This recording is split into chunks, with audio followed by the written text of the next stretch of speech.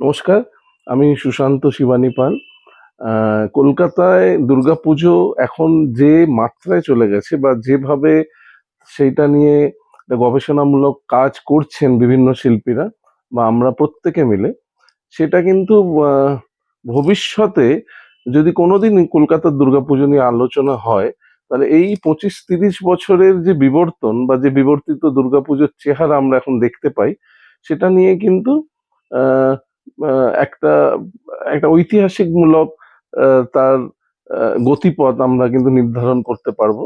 কিন্তু আশ্চর্যের বিষয় হচ্ছে যে তার কিছুই অবশিষ্ট থাকে না। মানে আমরা পুজো করি, মানুষ হয়তো 5 দিন বা এখন 10 দিন বা 15 দিনের পুজো, তারা আহ, যারা চাক্ষুষ করেন তারা মনের মধ্যে সেই পুজোগুলো গেঁথে থাকে।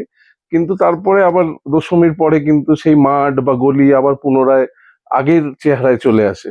তা এটার যে সংরক্ষণ একমাত্র কিন্তু একটা ডিজিটাল ফরম্যাটে বা কোনো ম্যাগাজিন বা হয়তো তার কোনো গ্রন্থের মাধ্যমে কিন্তু করা খুবই প্রয়োজনীয়।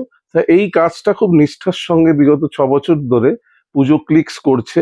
তাদের প্রত্যেকটি সদস্যকে আমার তরফ থেকে শুভেচ্ছা, এবং আশা করব আগামী দিনে তারা কলকাতার পুজোকে আরো সুন্দরভাবে লিপিবদ্ধ করে রাখবেন তাদের ডিজিটাল সংগ্রহে বা বিভিন্ন আর্কাইভাল ফরম্যাটে।